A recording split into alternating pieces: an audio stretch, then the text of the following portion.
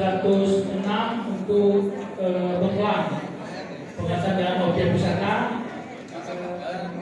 Di komen satu lagi untuk di nomor urut 99, nomor urut 102 dan nomor urut 106.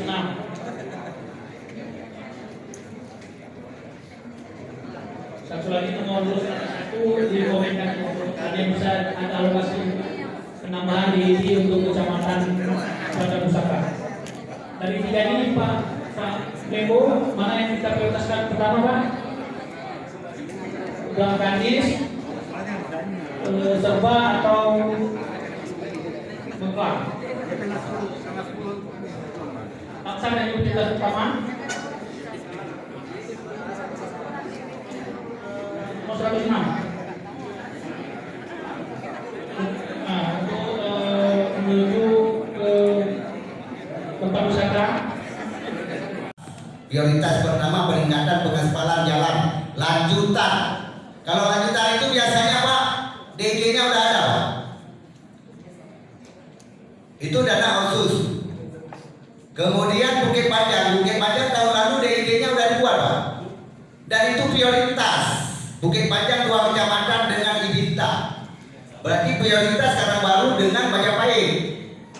Dan itu sudah difasilitasi untuk DID-nya tahun lalu. Yang tahun ini nggak dapat kerjaannya, yang sempat ribut kemarin di Dewan kalau nggak salah saya. Tolong catat itu. Jadi jangan dibilang nggak ada DID, itu bukan satu alasan itu Pak. Tolong.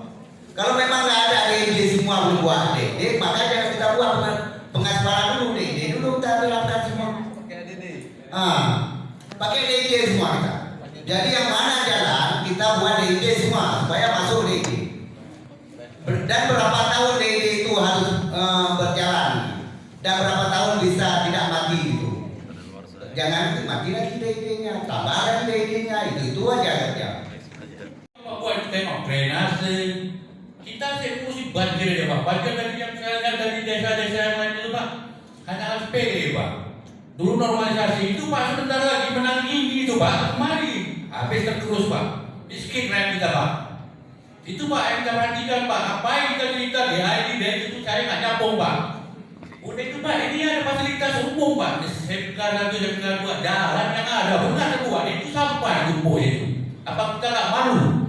Itu logika Pak. Ya Bu ya, dinas PUPR di sini Bu. Saya nyembah itu tolonglah.